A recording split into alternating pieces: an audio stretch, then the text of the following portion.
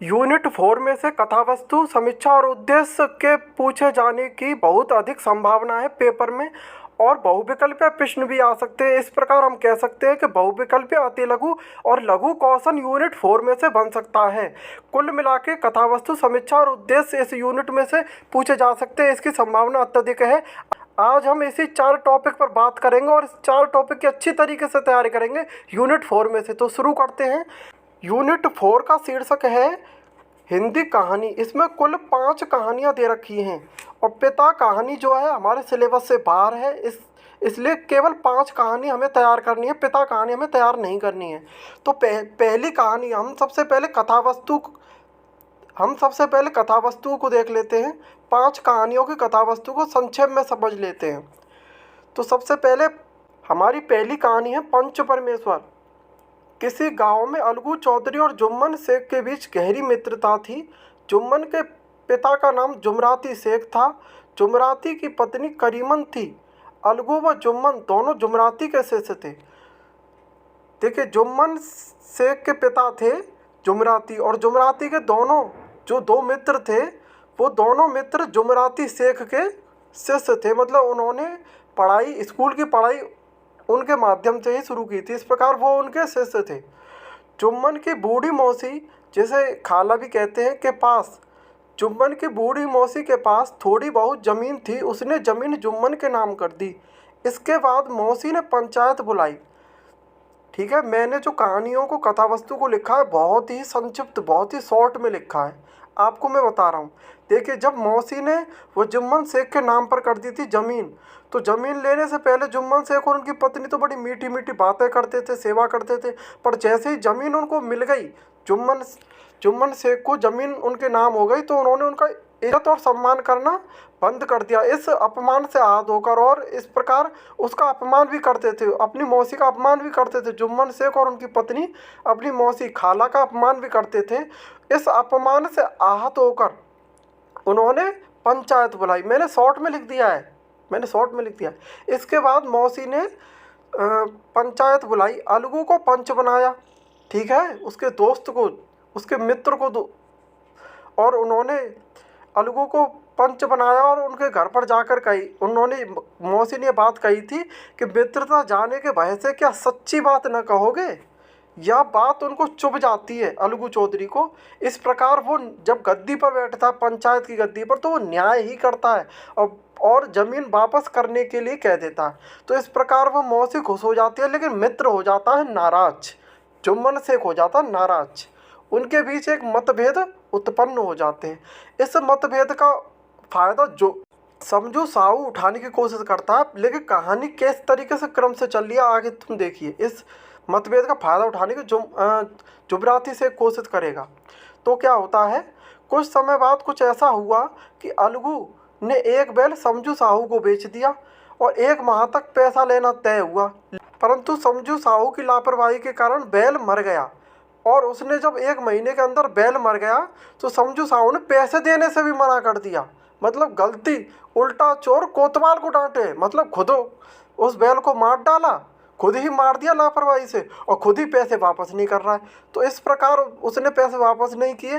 जब उन्होंने जुम्मन शेख को पंचायत बनाया गया, लेकिन जुम्मन शेख ने अपने मतभेद को भुलाकर सही न्याय किया। उन्होंने समझू साहू पैसे वापस करे अलगू चौधरी को।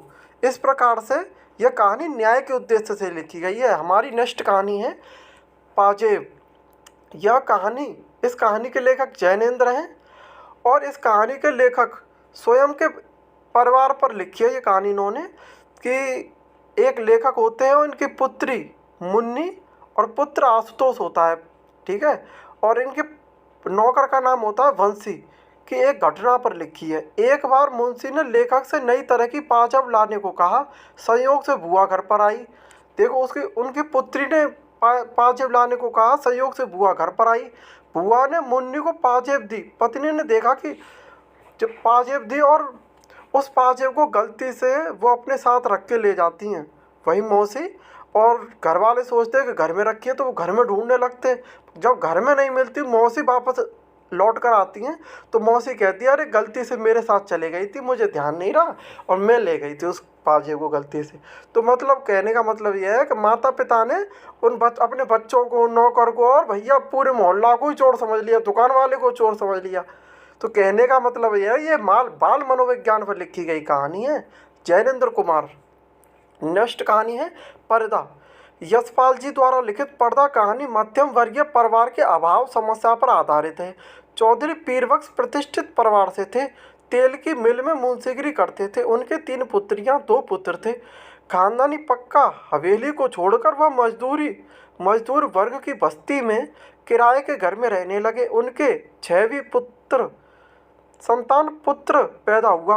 पुत्र के जन्म पर चौधरी ने एक पंजाबी से उधार लिया। ब्याज न चुकाने पाने के कारण पंजाबी चौधरी के द्वार पर आ गया। क्रोध में दहलीज का पर्दा हटा दिया। घर के भीतर स्त्रियां चितड़े पहने हुए खड़ी थी।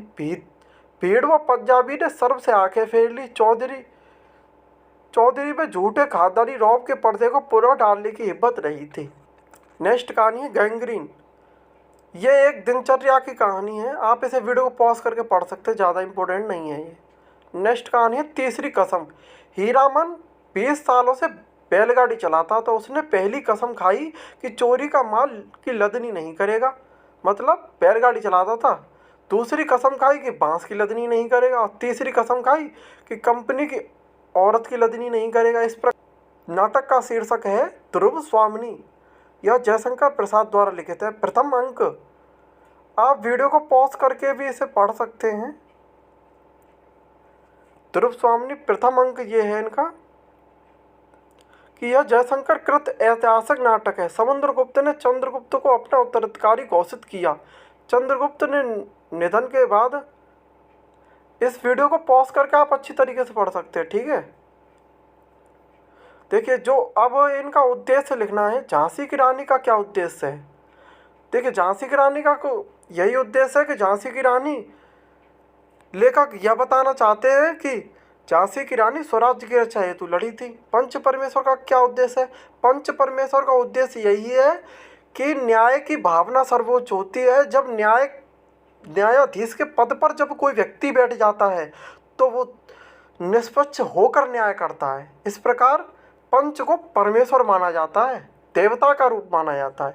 यही इसके शीर्षक में ही इस कहानी का उद्देश्य और सारांश निहित है। नेक्स्ट, पाजेब। यह बाल मनोविज्ञान पर लिखी गई जैनेंद्र कुमार द्वारा लिखित कहानी है। इनका उद्देश्य बाल मनोविज्ञान को परिभाषित करना है और यह भी परिभाषित करना है कि बड़ों के द्वारा की गई गलती को छोटे बच्चों पर आरोपित कर दिया जाता है। नेक्स्ट, पर्दा कहानी का उद्देश्य निम्न मध्यम वर्गीय परिवार की निम्न आर्थिक स्थिति, बड़े बाजार और झूठे खानदानी रौब को दिखाना है और बड़े परिवार की समस्या को भी दिखाया गया है। मतलब नेक्स्ट कहानी है गैंग्रीन। इसमें दिनचर्या का वर्णन किया गया है। इसमें यह बताया गया है एक चंचल मन की लड़की कैसे एक कृत्रिम यंत्रवत जीवन जीने लगती है। नेक्स्ट, तीसरी कसम कहानी का उद्देश्य बिहार के एक अंचल को उभारना है। यह आंचलिक कहानी है। हीरामन व हीरा बाई का आंतरिक प्रेम का विवरण है। यह आंचलिक कहानी को इसमें उभारा गया है, यही उद्देश्य है। नेक्स्ट, समीक्षा के तत्व। देखिए, समीक्षा कैसे करनी है। कहानी की समीक्षा के 6 तत्व होते हैं। पहला तत्व होता है कहानी की समीक्षा के 6 तत्व होते हैं। पहला तत्व होता है कथावस्तु चरित्र चित्रण। तो कथावस्तु को अब सबसे पहले कर लेते हैं। कहानी नाटक। देखिए, यह कहानी जिसकी समीक्षा करनी हो उसकी समीक्षा कथानक लिखे। कथा वस्तु में सबसे पहले संक्षिप्त कथा को लिखा जाता है। इसमें क्या कहानी है, संक्षिप्त कहानी को संक्षिप्त तरीके से लिखा जाता है कथानक में। नेक्स्ट है चरित्र चित्रण। चरित्र चित्रण में क्या करना है, सभी पात्रों के नाम बताने हैं, उनके विषय में लिखना है, उनकी चारित्र विशेषताओं के विषय में लिखना है कि ठीक है। इस तरीके से आप चरित्र चित्रण में लिख सकते हैं।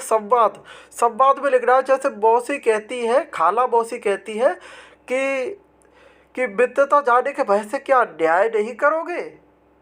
इस तरीके से कहती है। ये संवाद है, संवाद को उन्हीं के शब्दों में लिख रहा है कि पात्र किस तरीके से संवाद करते हैं। देश काल और वातावरण बता रहा है कि ये नगरीय कहानी है या आंचलिक कहानी है, उस समय कौन सा समय था जब ये कहानी लिखी गई थी और किस काल पर आधारित है, किस घटना पर।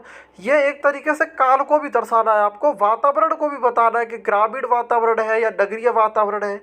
नेक्स्ट कहानी का तत्व है भाषा शैली। भाषा में अब लिख सकते हैं, देखिए मैं जो आपको बताने जा रहा हूँ ये हर कहानी में लिख देना, सेट बैठेगा, सेट बैठेगा। तो मैं आपको चाबी दे रहा हूँ, ताला खोलना है आपको, चाबी दे रहा हूँ। तो किस तरीके से समीक्षा के तत्वों को विस्तृत तरीके से तो पेपर में लिखना ही है। मैं केवल आपको शीर्षक बता रहा हूँ, ठीक है। मैं भी केवल शीर्षक ही याद करूँगा, उसके अंदर का भी अपने आप याद हो जाता है, याद करने की आवश्यकता नहीं है। भाषा में भी ये ले सकते हैं तद्भव। इसमें जो भाषा के शब्द हैं, किन किन भाषाओं के शब्द हैं, इसमें हिंदी, उर्दू, अंग्रेजी भाषा के शब्द हैं, ठीक है, फारसी भाषा के शब्द हैं, इस तरीके से। और इसमें भाषा शब्द उद्भव, देशज शब्द है, उद्भव शब्द है, देशज शब्द है ना, इस तरीके से लगता है। शैली में वर्णनात्मक शैली है, सहज सरल शैली है, सुबोध शैली है, इस तरीके से शैली में लिखा जा सकता है। और नेक्स्ट तत्व है कहानी का छठा तत्व है, अंतिम तत्व है उद्देश्य। उद्देश्य में लिखना कहानी का ये उद्देश्य है, उद्देश्य तो मैं आपको बता ही चुका हूँ। इस तरीके से ये हो जाएगा। मैं आपको अब बताने जा रहा हूँ कि जितने भी कहानियाँ हैं उन कहानियों के गद्यांश अगर आ जाते हैं तो गद्यांश को हम कैसे पहचानेंगे, कुछ शब्द मैं आपको बताऊंगा, इन शब्दों के माध्यम से हम पहचान सकते हैं गद्यांश किस कहानी से संबंधित है। इसकी कहानी को संक्षिप्त तरीके से अवश्य पढ़ा होगा तो अपने आप ही पहचान लेंगे, इतना इंपॉर्टेंट नहीं है, या आप अपने आप ही पहचान लेंगे कौन सी कहानी से कौन सा गद्यांश लिया गया है। और साथ ही साथ मैं आपको बताने जा रहा हूँ कहानियों के संबंधित बहुविकल्प पृष्ठ भी आपको बताने जा रहा हूँ, तो बने रहिए गाइस मेरे साथ।